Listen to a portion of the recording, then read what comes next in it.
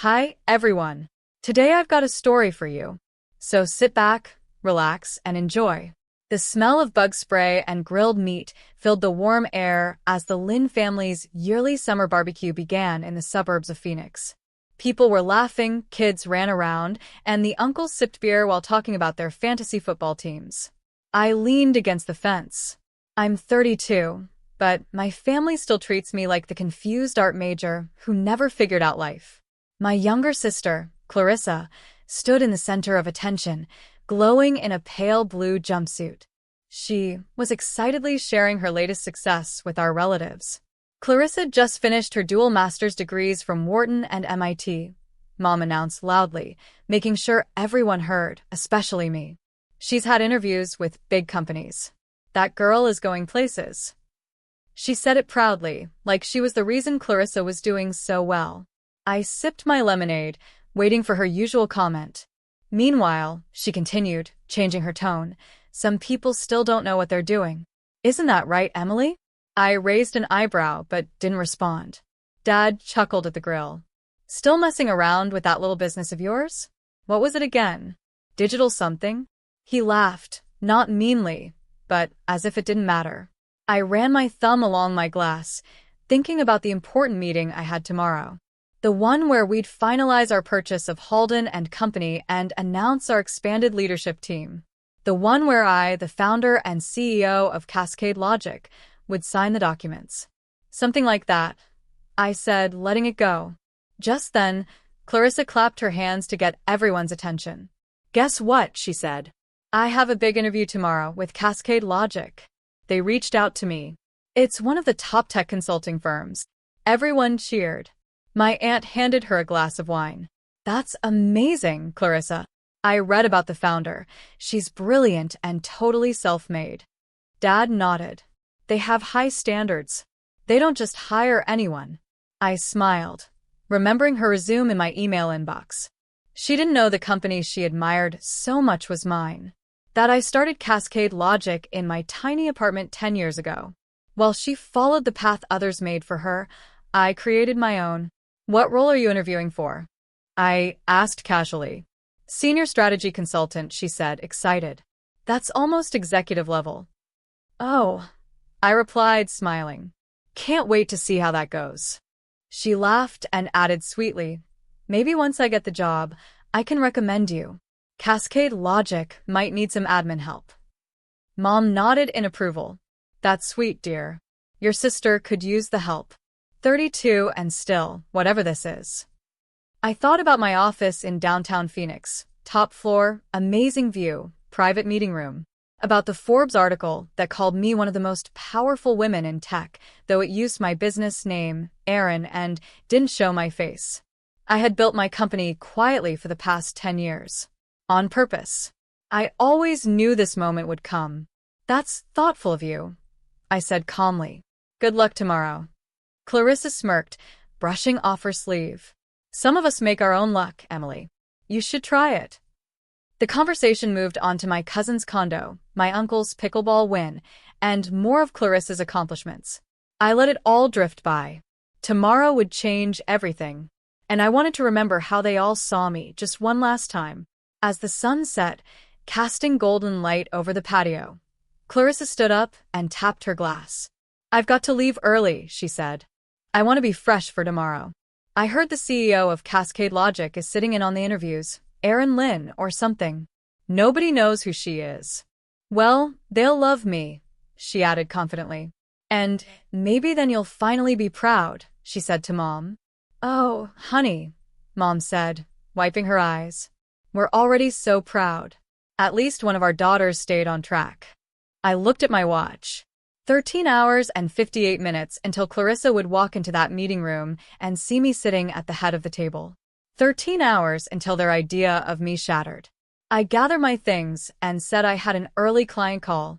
Oh yes, your little online job, Mom said, waving her hand. Don't forget to send money for your dad's birthday. Clarissa paid most of it, again. I nodded without saying anything. They didn't need to know that my little job made millions last quarter. Let them believe what they want for now. I got into the plain gray SUV I used for family gatherings, leaving my white Mercedes AMG parked safely in my downtown garage. As I backed out of the driveway, I heard Clarissa call out one last time from the lawn. "Tomorrow, everything changes." She was right, but not in the way she thought. If you want to see Clarissa's face when she realizes who she's really interviewing with, hit subscribe. You won't want to miss what happens next. What a waste. "I can't even get a real job," she had said earlier. I just smiled, thinking about the nameplate on my office desk.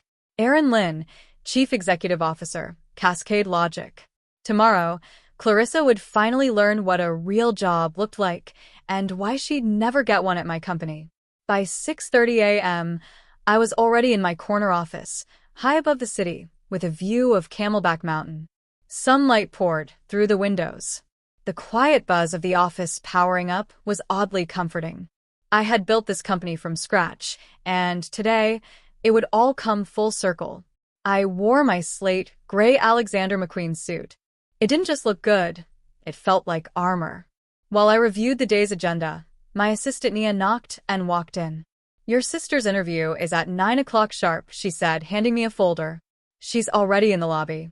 Got here 25 minutes early. Punctual." "That's new," I said, raising an eyebrow. She posted about it too. Called herself a future executive at Cascade Logic. Marketing even saw it.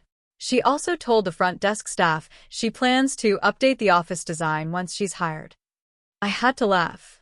"Oh, really?" I opened the folder. On paper, Clarissa looked perfect. Fancy degrees, glowing recommendations, impressive jobs. But I knew the truth. Dad pulled strings for the internships. Uncle's law firm wrote the letters. It was a resume dressed up to look impressive. Nia smirked. "The board's curious why you're handling this one yourself." "Quality control," I said as I stood up. "How many interviews before me?" "3, she said. "They know what to ask." At 9 o'clock, I stood behind the one-way glass, watching Clarissa enter the conference room. Chanel suit, Prada heels, acting like she already had the job. She shook hands with confidence. But over the next 2 hours, I watched her slip. Her answers weren't as sharp as she thought. The interviewers dug deeper. Her fancy image started to crack. By the time she reached the final round, my interview, she looked tired. Her smile was forced. "Send her in," I told Nia. She stepped into my office, clearly impressed by the room. Huge windows, elegant art, and a quiet sense of power. My chair was turned to face the view. "Please sit down, Miss Lin," I said calmly. "Thank you, Mr. Lin," she said, trying to sound professional. "I know your time is valuable." I turned my chair slowly to face her. "Actually," I said, meeting her eyes, "it's Miss Lin. Emily Renee Lin." She froze. Her face went pale as she realized the truth. The name on the company signs, the press releases, the woman behind it all. "Emily," she said, stunned. "Hello, Clarissa," I replied with a calm smile.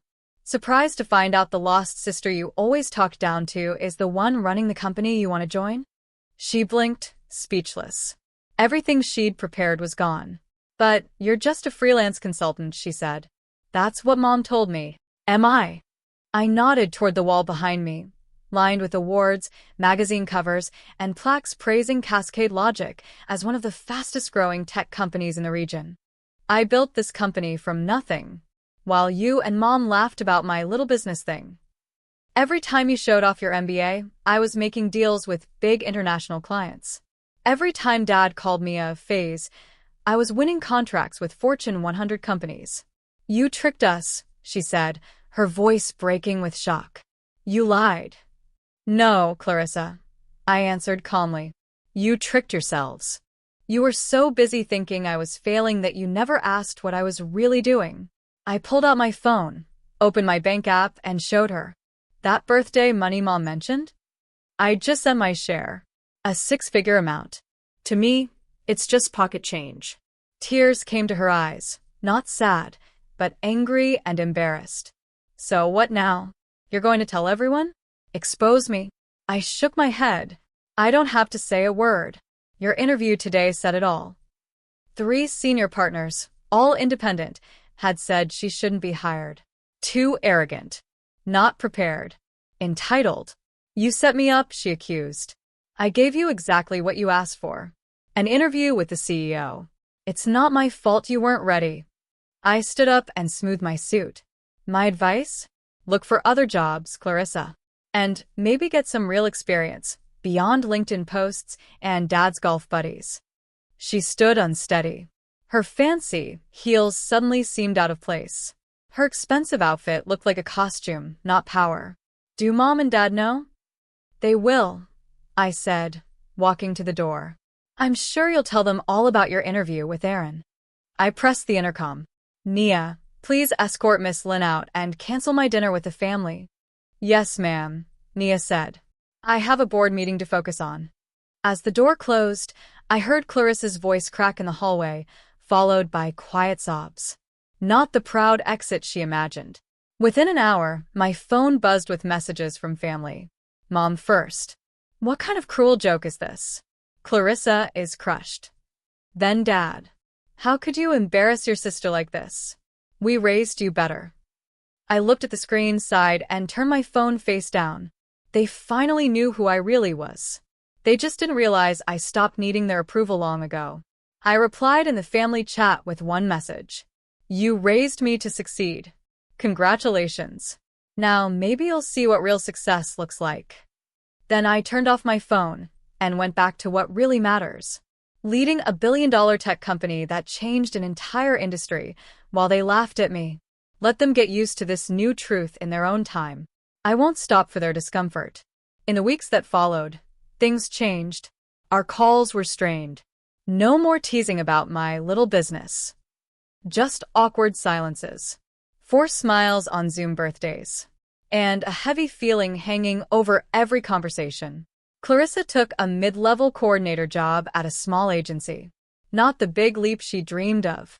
No fancy title. No corner office.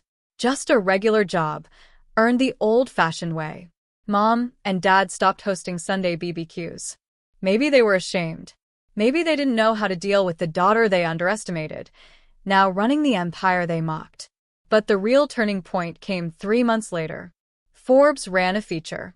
The silent success, how one woman built a billion-dollar company while her family thought she was failing. My face was on the cover. Sharp suit, confident smile, and Cascade Logic skyline behind me. No shadows. No hiding. Just me. I sent 10 copies to each family member's home. No note. No explanation. Just the magazine. The truth. The article told my story, from working small freelance jobs in a tiny apartment to leading one of the top AI companies in the US. It showed my hard work, the quiet sacrifices, the determination they never noticed and never asked about. The last line said, sometimes success doesn't need to shout. Sometimes it just signs the checks. And honestly, that was enough. I don't need their praise or their recognition. I built something real, something lasting, something no one can take away. Let them tell their stories to sound better. Let them pretend they always believed in me. Meanwhile, I'm at Cascade Logic, getting ready to expand to Europe, closing new deals, and helping future female tech leaders.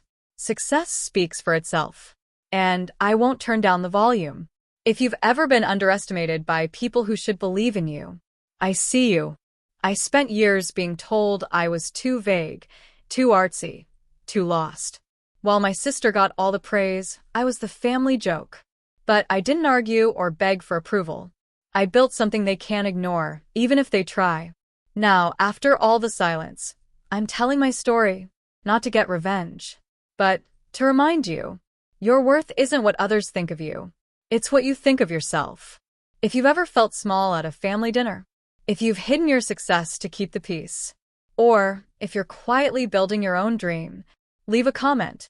Tell me your story, what you're working on, what you've overcome, who you're proving wrong, not for revenge, but for your own peace. And if watching me rise from unemployable to CEO inspired you, hit subscribe. Not just for stories like mine, but to join a community that sees past the noise and honors quiet strength. Let them laugh. Let them doubt.